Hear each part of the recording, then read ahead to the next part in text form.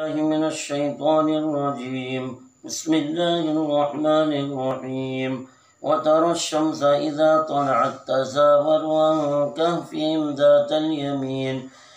اليمين وإذا قربت تقرضهم ذات الشمال وهم في فجوة منه ذلك من آيات الله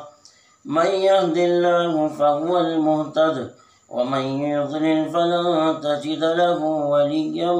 مرشدا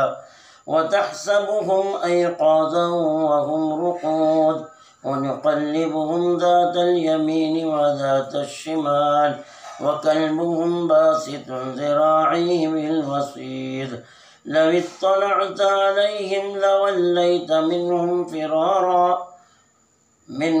فرارا ولملئت منهم رعبا۔ جیسا کہ یہ اصحاب کہف کا قصہ بیان کیا جا رہا ہے، اس میں گزشتہ کل یہ بات آئی تھی کہ جب سورج نکلتا ہے، جب اس کی روشنی اس غار کے پاس پہنچتی ہے تو غار کی جانب سے بچ کر نکل جاتی ہے، یعنی یہ روشنی غار کے اندر نہ سورج کے نکلنے کے وقت میں دائیں طرف کو ہو کر جا رہی ہے، اندر نہیں داخل ہوتی، اور جب ڈوبنے کے وقت میں جب روشنی پڑتی ہے تو بائیں طرف کو ہو کر نکل جاتی ہے۔ یعنی اللہ تعالیٰ نے ان کی حفاظت کی، اسی کو بیان کیا اللہ کی نشانیوں میں سے، اور جس کو اللہ ہدایت کرے وہی ہدایت پانے والا ہے۔ یعنی جس کو اللہ تعالیٰ ہدایت دے یا ہدایت یافتہ کرے، یہ اللہ ہی کر سکتا ہے، ہدایت اللہ کے ہاتھ میں ہے۔ انک لا تہدی من احببت ولکن اللہ یہدی من یشاء، کہ اللہ جس کو چاہے ہدایت دے سکتا ہے۔ ہدایت یافتہ بندہ اپنی ذات سے نہیں ہوتا ہے، ہدایت والے اعمال کی طرف جب چلتا ہے تو اللہ تعالیٰ اسے ہدایت عطا کرتے ہیں، اور کبھی کبھی اللہ تعالیٰ جس کے حق میں ہدایت رکھا ہے، کسی بہانے کو یا کسی بہانے سے یا کسی کو ذریعہ بنا کر اللہ تعالیٰ اسے ہدایت دے دیتا ہے۔ وَمَن يُضْلِلْ فَلَن تَجِدَ لَهُ وَلِيًّا مرشدا، اور جس کو اللہ گمراہ کر دے، یعنی جس کو اللہ تعالیٰ گمراہ کرے، نافرمانی پر ڈال دے، کفر پر ڈال دے، اس کا کوئی مددگار نہیں، اس کا کوئی ساجی نہیں، اسے ہدایت کرنے والا کوئی نہیں ہو سکتا۔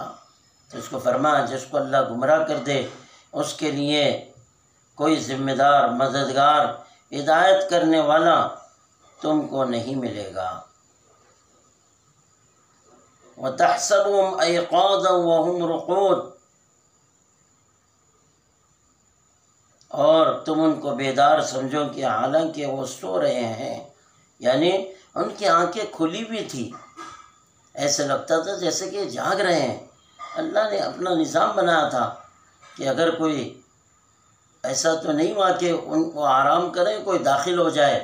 لیکن اگر کوئی بائی چانس اگر داخل ہو بھی سکتا تو جو ان کی آنکھیں کھلی ہوئی تھی، اللہ فرما رہے ہیں ان کو دیکھ کر یوں سمجھتے کہ بھئی تو جاگ رہے ہیں، یعنی 309 برس اللہ نے ان کو سلایا لیکن ان کی آنکھیں کھلی ہوئی تھی۔ اور آگے فرمایا اور ہم ان کو دائیں بائیں کروٹ دلاتے ہیں، وَنُقَلِّبُهُمْ ذَاتَ الْيَمِينِ وَذَاتَ الشِّمَالِ، کہ کبھی دائیں پہلو کبھی بائیں پہلو۔ حضرت ابن عباس رضی اللہ تعالیٰ عنہ فرماتے ہیں کہ ان کا سوتے میں ان لوگوں کا ادھر ادھر ہونا اور دائیں سے بائیں ہونا اور بائیں سے دائیں ہونا، یہ جو کروٹ لے رہے ہیں تاکہ زمین ان کے گوشت کو نہ کھائے۔ انسان جب سوتا ہے تو کبھی دائیں پلٹتا ہے، کبھی بائیں پلٹتا ہے، اور جن کو اللہ نے 309 برس سنایا ہو، اگر ایک طرف کو سو جاتے، اپنے عباس رضی اللہ عنہ کی روایت سے معلوم ہوتا ہے کہ اگر وہ ایک طرف کو سو جاتے تو ان کا بدن زمین سے چپکنے کی وجہ سے ان کے جسم پر یعنی اس میں کمزوری آ سکتی، سڑان آ سکتا، اور اس کے گوشت گن سکتا، لیکن اللہ پاک نے ان کے اس سونے میں کبھی دائیں اور کبھی بائیں ان کو کروٹ بدلتے رہتے ہیں، یعنی اللہ تعالیٰ کرا رہے ہیں۔ کیوں؟ ان کو 309 برس سلا کے یہ بتانا تھا کہ اللہ تعالیٰ سلائیں گے اٹھائیں گے، موت دیں گے، دوبارہ اٹھائیں گے۔ جن کو اللہ 309 برس سنا کر اٹھائے، وہ اللہ دوبارہ انسان کو اٹھانے پہ قادر ہیں، یہ بتانا چاہ رہے ہیں۔ حضرت ابو ہریرہ رضی اللہ تعالیٰ کے قول کے مطابق ایک مرتبہ ان کی کروٹ ہوتی تھی، سال میں ایک مرتبہ صرف ان کی کروٹ ہوتی تھی، لیکن صحیح قول حضرت عباس رضی اللہ تعالیٰ کا علماء نے فرمایا کہ کبھی دائیں کبھی بائیں کروٹ اللہ تعالیٰ کرواتا رہا۔ وَكَلْبُهُمْ بَاسِطٌ ذِرَاعَيْهِ بِالْوَصِيدِ، اور ان کا کتا جو غار کے دروازے پر، دہلیز پر اپنے دونوں پاؤں کو پھیلائے، اگلے پاؤں کو پھیلائے پڑا تھا۔ فرماتے ہیں کہ یہ کتا دہلیز پر پڑا رہا۔ حضرت عباس رضی اللہ عنہ کے قول کے مطابق یہ دہلیز، کسی نے اس کا ترجمہ کسی نے دروازے کا کیا، لیکن صحیح قول یہ فرمایا کہ یہ دروازے پر اپنے پاؤں کو پھیلائے ہوئے پڑا ہوا ہے۔ اور اسی طرح رسول اللہ صلی اللہ علیہ وسلم نے جو کلب کے بارے میں فرمایا، جو عتبہ بن ابی لہب کو بددعا آپ صلی اللہ علیہ وسلم نے دی تھی، وہاں کلب کا لفظ استعمال کیا تو کلب کا معنی کتا ہے، لیکن جہاں آپ صلی اللہ علیہ وسلم نے کلب کا ذکر کیا، لیکن عتبہ کو جس نے پھاڑا ہے وہ کتا نہیں تھا بلکہ شیر تھا، اس لیے ابن جریج کی روایت سے فرمایا کہ کلب سے یہاں مراد شیر ہے، لیکن صحیح قول وہی ہے، معروف جو قول ہے کہ کلب سے یہاں مراد کتا ہی ہے۔ اور مختلف اقوال اس میں ذکر کیے گئے ہیں کہ یہاں پر کتا مراد ہے یا شیر مراد ہے، لیکن معروف جو قول ہے وہی ہے کہ یہاں کتا مراد لیا جائے گا۔ اور مختلف علماء نے اور مفسرین نے اس کلب یعنی اس کا نام کیا تھا، مختلف نام بیان کیے۔ کسی نے حضرت عباس رضی اللہ عنہ کی روایت سے قطمیر اس کا نام ذکر کیا، حضرت علی رضی اللہ تعالیٰ عنہ کا ایک قول ہے ریان اس کا نام بتایا ہے، اسی طرح مختلف اقوال ہیں، تقور بھی نام لکھا ہے، ثور بھی لکھا ہے،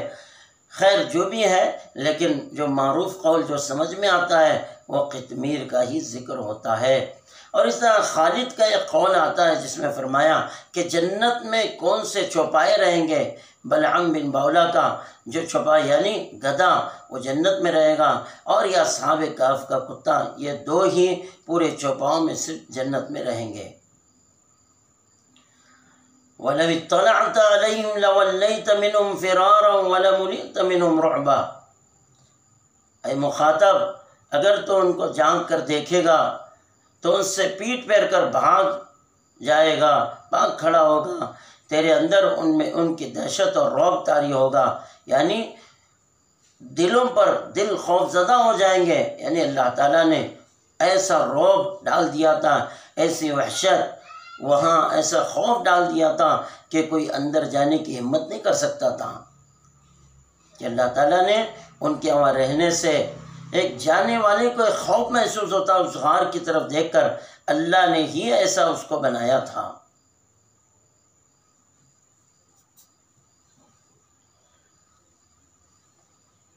سعید ابن جبیر رضی اللہ عنہ کے روایت سے معلوم ہوتا ہے حضرت عباس رضی اللہ عنہ نے فرمایا کہ ہم معاویہ کے ساتھ جہاد پر روم کے راستے پر تھے، راستے میں اصحاب کہف کا یہ غار ہمیں ملا، تو بہت سے صحابہ نے ارادہ کیا کہ اس غار کی طرف غار میں جائیں، لیکن کچھ لوگ وہاں جب غار پر پہنچے تو معاویہ رضی اللہ عنہ نے ان کی بات کو نہ مانا، لیکن کچھ ساتھی کچھ لوگ دیکھنے کے لیے جب پہنچے غار میں، جب وہ غار میں داخل ہے تو انہوں نے اللہ نے ایک زہریلی گیس ایسی پیدا کر دی کہ سب جل گئے۔ اس کو ابن ابی شیبہ نے ذکر کیا ہے، ابی حاتم نے ذکر کیا ہے،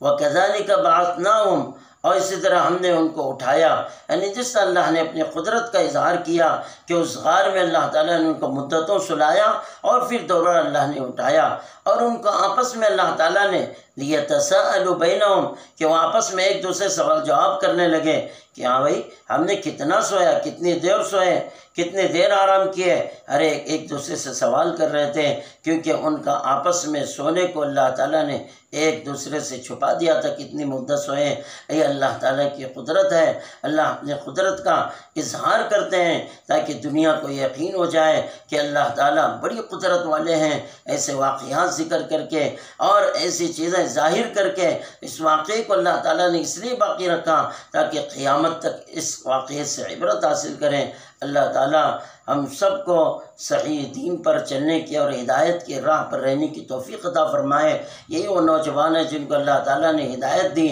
اور عزت عطا فرمائی. ایسا ہی آج کا نوجوان، قیامت تک آنے والا ہر مسلمان اگر اس راستے پر چلے، گمراہی سے ہٹ کر ہدایت والے راستے پر چلے، اللہ سے ہدایت کو مانگتے ہوئے ہدایت والے کام کرتا رہے، جس سے اللہ نے ان کی حفاظت کی، ان کو عزت بخشی، ان پر اپنی رحمت نازل کی، اللہ تعالیٰ نے اپنا رزق ان کو عطا کیا. ایسے ہی دنیا میں جب تک زندہ رہیں گے حفاظت بھی کرے گا، رزق بھی دے گا، کشادگی عطا کرے گا. اور جن دنیا سے جائیں تو اللہ تعالیٰ عزت والی زندگی دنیا میں بھی آخرت میں عزت والا بنائے گا. اللہ تعالیٰ ہم سب کو صحیح عمل کی توفیق عطا فرمائے. وآخر دعوانا الحمدللہ رب العالمین.